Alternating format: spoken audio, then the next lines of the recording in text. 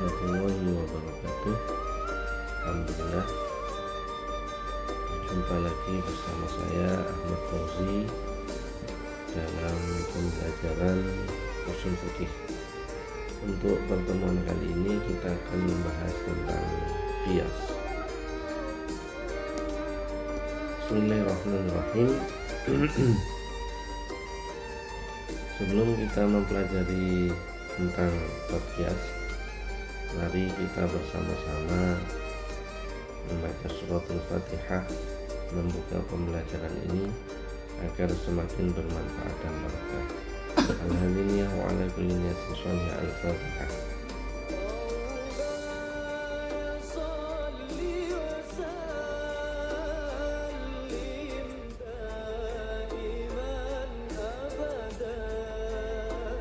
Kita lanjutkan. Yang pertama tentang definisi qiyas. Qiyas secara bahasa berarti mengukur. Secara istilah adalah menyamakan sesuatu yang hukumnya tidak ada dalam nas dengan sesuatu yang disebut hukumnya dalam nas karena memiliki kesamaan ilah. Qiyas mempunyai 4 rukun, yaitu al-aslu, al-far'u, hukmul asli, dan al-ilah. Kemudian al-aslu, apa sih yang dimaksud dengan al-aslu? Al-aslu itu adalah sesuatu yang hukumnya dijelaskan di dalam nas. Al-far'u yang tidak ada di dalam nas, yang tidak disebutkan di dalam nas. Hukmul asli, hukum yang disebutkan di dalam nas. Dan al-ilah itu adalah sifat yang terdapat di dalam al-aslu yang menjadi alasan sebuah hukum. Syarat dari hukmul asli yang pertama adalah hukum syar'i amali, harus berupa amal, harus berupa perbuatan. Yang kedua maknanya logis sehingga ditemukan ilahnya. Yang ketiga memiliki ilah yang dapat diterapkan di dalam al-far'u. Dan yang keempat tidak berlaku khusus pada al-aslu saja.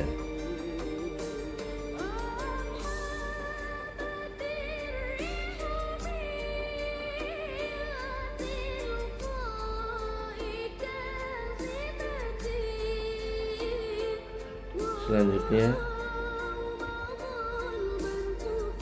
syarat dari al-far'u itu adalah tidak ditemukan hukumnya dalam nas. Yang kedua, ilat dalam al-far'u sama dengan ilat dalam al-aslu. Pengertian dari sebuah ilah. Ilah itu adalah sebuah sifat yang jelas dan konkret yang di atasnya dibentuk sebuah hukum. Sekiranya ketika sifat ini ada, maka hukum juga ada, dan ketika sifat tersebut tidak ada, maka hukumnya juga tidak ada, karena sifat ini adalah tujuan dari realisasi maslahat pemberlakuan hukum. Syarat dari ilah berupa sifat yang jelas, berupa sifat yang konkret, berupa sifat yang sesuai dengan hukum, berupa sifat yang dapat diberlakukan pada al-far'u, berupa sifat yang diakomodir dalam syariat.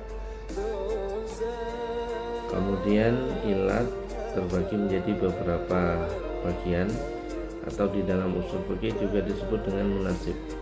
Ada yang disebut munasib mu'asir, munasib mulaim, munasib mursal, dan munasib mulgha. Munasib mu'asir itu adalah yang dijelaskan di dalam nas. Sedangkan munasib mulaim itu adalah yang tidak disebut secara jelas namun dijelaskan secara tersirat. Munasib mursal tidak dijelaskan dalam nas dan tidak dibenarkan dan tidak disalahkan. Munasib mulgha adalah munasib yang bertentangan dengan nas secara zahirnya. Kemudian di sini adalah masalikul ilah, cara menemukan ilah. Ada cara yang pertama yaitu nas, mengambil dari Al-Quran atau hadis. Yang kedua ijma'. Yang ketiga sabru wa taksim, yaitu dengan cara melakukan eksperimen, kemudian melakukan klasifikasi.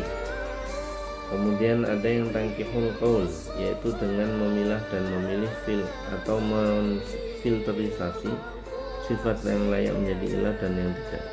Dan yang terakhir adalah takhrijul manat wa tahqiquhu, yaitu dengan menetapkan sebuah sifat sebagai ilat hukum. Macam-macam kias, ada kias aulawi, ada musawi, ada nas. Kias aulawi yaitu al-far'u memiliki hukum yang lebih tinggi daripada al-aslu. Musawi yaitu ketika al-far'u memiliki hukum yang sama dengan al-aslu, dan adana yaitu ketika al-aslu memiliki hukum yang lebih tinggi daripada al-far'u. Nah, terus kehujahan kias dipeta wangsul kali ayahe ngoten lho dijawab. Oke, saya lanjutkan. Jadi kias itu ada 3, aulawi, musawi, dan adana, yaitu ketika al-far'u memiliki hukum yang lebih tinggi daripada al-aslu, musawi yaitu ketika al-far'u memiliki hukum yang sama dengan aslu, dan adana ketika al-aslu memiliki hukum yang lebih tinggi daripada al-far'u. Kehujahan dari kias yang benar adalah dalil syar'i yang dapat dijadikan sebagai sumber hukum. Ini adalah salah satu contoh dari kias. Jadi tentang istinja, yaitu analogi batu bata atau paving yang disamakan dengan batu untuk istinja. Di sini ada hadis yang secara jelas menjelaskan tentang hukumnya istinja. Qala hadatsana Abu Nu'aim qala hadatsana Zuhair an Abi Sa'id qala laisa Abu Ubaidah zakarahu walakin Abdurrahman bin Al-Aswad an abihi annahu sami'a Abdullah yaqul atan Nabiy sallallahu alaihi wasallam al-ghaitu fa amaroni an atiyahu bi salasati ahjarin. Jadi di sini Rasulullah SAW beliau sedang qadil hajat, kemudian saya disuruh untuk mendatangkan 3 batu. Jadi di sini adalah disebut dengan al-aslu yaitu 3 batu. Kemudian ada juga hukmul asli. Hukmul aslinya adalah dengan bolehnya istinja menggunakan batu. Di sini menggunakan bahasa amaroh itu berarti tidak hanya boleh, bahkan diperintahkan. Kemudian ilatnya di sini tidak disebutkan ilatnya, maka ulama menjelaskan tentang ilat dari batu itu. Yang pertama harus suci, yang kedua padat keras, yang ketiga dapat mencokel, dan yang keempat bukan sesuatu yang dimuliakan. Sehingga sistematikanya seperti ini. Yang pertama al-aslu berupa batu, kemudian al-far'unya adalah batu bata atau paving, hukmul aslinya adalah boleh menggunakan batu sebagaimana pengganti air berdasarkan hadis riwayat Bukhari. Selanjutnya adalah hukmul far'i, belum ditemukan hukumnya. Kemudian ilatnya ini disebut dengan ilat yang wasfun mundobit, karena sudah dijelaskan oleh ulama tadi ya. Jadi harus tohirun jamidun, tohir suci, jamidun harus keras, qoliun bisa mencabut najis, dan ghairu muhtaram tidak dimuliakan. Sifat ini itu juga bisa diberlakukan kepada far'u, yaitu tohir, jahid, jamid, qoli' dan ghairu. Sehingga natijahnya adalah setelah dilakukan rangkaian sistematika kias, maka ditemukan bahwa al-far'u yang berupa batu bata atau paving mempunyai kesamaan dengan al-aslu yang berupa batu. Maka dengan ini ditetapkan bahwa batu bata dan paving mempunyai kesamaan dengan batu, sehingga batu bata dan paving juga dapat digunakan sebagai alat suci. Jadi itulah yang bisa kami sampaikan. Bagaimana?